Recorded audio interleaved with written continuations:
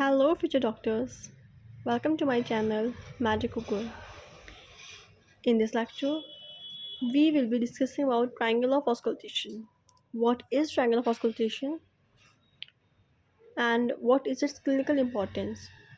We will be going to discuss this in this lecture only in just 5 to 7 minutes. So let's begin the lecture here. Triangle of auscultation क्या होता है? As the name implies, it is a triangular interval. It is a small triangular interval which is not covered by muscles of back, especially big muscles. So ये वो part triangular part होता है back का जहाँ पर big muscles cover नहीं करती हैं, यानी कि it is the only part of the back which is not covered by big muscles. It is bounded by medially, laterally and inferiorly by some things which we will be discussing here. So medially it is covered by lateral border of trapezius. सबसे पहले हमें ये समझने के लिए पता होना चाहिए कि बैक में कौन कौन सी मसल्स होती हैं. बैक में होती है तुम्हारी trapezius, latissimus dorsi, rhomboid minor, rhomboid major. So कौन कौन सी मसल्स मेजर मसल्स हैं, बिग मसल्स हैं जो, वो है trapezius and latissimus dorsi. Here it is, trapezius and latissimus dorsi. Got my point? So क्या होता है ना, जो मीडियली जो बाउंड करता है ये है triangle of auscultation. This is a triangle which is formed bye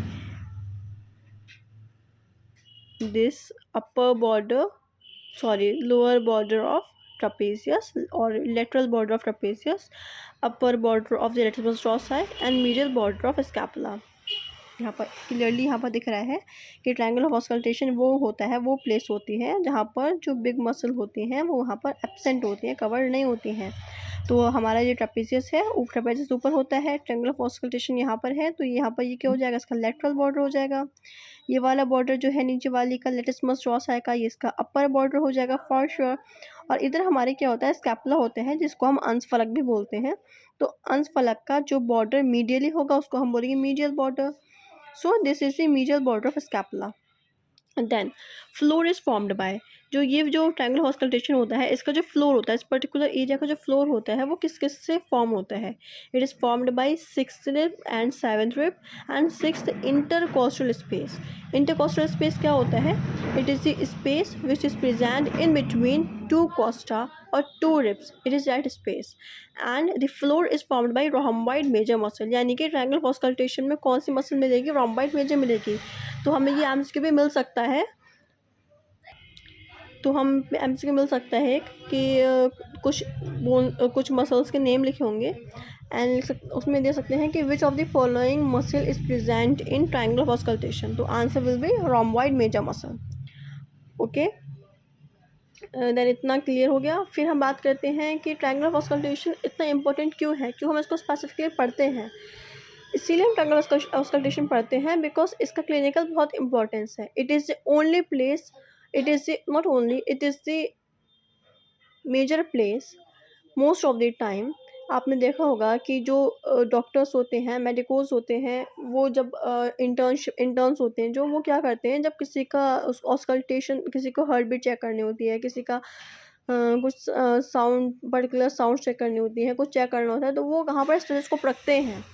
जहाँ वो स्टेथोस्कोप रखते हैं वही, जो आपने कभी ऑब्जर्व किया हो तो वो कहाँ रखते हैं, वो बैक साइड में, वो जहाँ स्टेथोस्कोप रखते हैं वही पॉइंट होता है ट्रायंगल ऑफ ऑस्कल्टेशन. यानी कि स्टेथोस्कोप वहीं रखा जाता है ट्रायंगल ऑस्कल्टेशन में. क्यों? क्योंकि वहाँ पर मैक्सिमम हियरिंग देखने को मिलती है एंड बेटर हियरिंग देखने को मिलती है. कैसे मिलती है देखते हैं. अब क्या होता है ना कि जो बैक में मसल्स होती हैं वहाँ पर जो मेजर मसल्स होती हैं, बिग मसल्स होती हैं, वो वहाँ पर एब्सेंट होती हैं उस प्लेस पर. तो जो हार्ट के साउंड्स होते हैं, जो रिदम होता है, जो हम कोई चीज़ स्वेलो कर रहे हैं उसकी जो साउंड सुनाई देती है वो होती है. एंड अदर जो साउंड्स हम नॉर्मली देखते हैं, हम फीटल हार्ट बीट देखते हैं इन केस ऑफ प्रेगनेंसीज, वो हर चीज़ हम देखते हैं स्टेथोस्कोप के थ्रू. तो हम जब साउंड, रेस्पिरेटरी साउंड देखते हैं, हम जब हार्ट साउंड्स देखते हैं, तो हम देखते हैं कि स्टेथोस्कोप जो डॉक्टर कहीं रखता है वो उस पॉइंट पर रखता है जहाँ पर क्या होता है, जो ट्रायंगल ऑस्कल्टेशन बन रहा होता है. यानी कि मीडियली क्या होगा वहाँ पर, अभी हमने देखा क्या होता है, lateral border of trapezius. Inferiorly क्या होगा, upper border of latissimus dorsi. And medially क्या होगा, मीडियल बॉर्डर ऑफ स्कैपुला। तो क्या लिखा है इसमें कि respiratory sounds of apex of the lower lobe is better heard through stethoscope. क्यों? क्योंकि यहाँ पर जो बिग मसल्स होती हैं वो वहाँ पर एब्सेंट होती हैं और यहाँ पर बेटर हियरिंग देखने को मिलती है।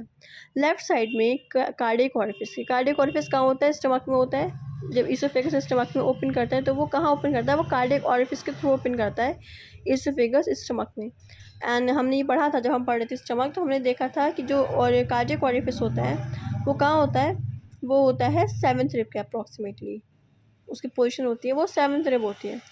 और यहाँ पर हमने देखा जो फ्लोर होता है ट्रायंगल ऑफ ऑस्कल्टेशन का वो भी होता है 6th एंड 7th रिब पर ही। तो इसके जो लेफ्ट साइड कार्डियक ऑरिफिस के लेफ्ट साइड में क्या प्रेजेंट होता है, हम देखते हैं, हम इसका क्या एग्जामिनेशन करते हैं। जब एक्सरेस नहीं हुआ करते थे, एक्सरे कन्वेंशन नहीं हुआ था, तब किसी को इसोफेजियल ट्यूमर हो जाता था तो हम उसको कैसे देखते थे, हम उनको कोई एक ड्रिंक दिया करते थे और उस ड्रिंक को हम स्वेलो कराते थे पेशेंट को। फिर हम क्या करते थे, उसको स्वॉलो करा के हम वहाँ पर उस ट्रायंगल ऑफ ऑस्कल्टेशन से हम ऑस्कल्टेट किया करते थे और उस पॉइंट पे हम वहाँ पर जो स्वेलो करने के बाद जब वो नीचे जाता है, फ्लो करता है, तो उसके साउंड से हम उसके ऑब्स्ट्रक्शन से या फिर उसके टाइम जो लग रहा है उन सब चीज़ों को हम देखकर ये डिफ़ाइन कर पाते थे कि इसोफेजियल ट्यूमर है या नहीं है।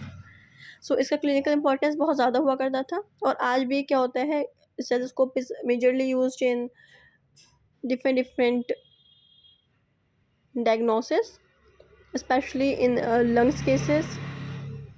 रेस्पिरेटरी साउंड्स के लिए बहुत मेजर रोल होता है इसका।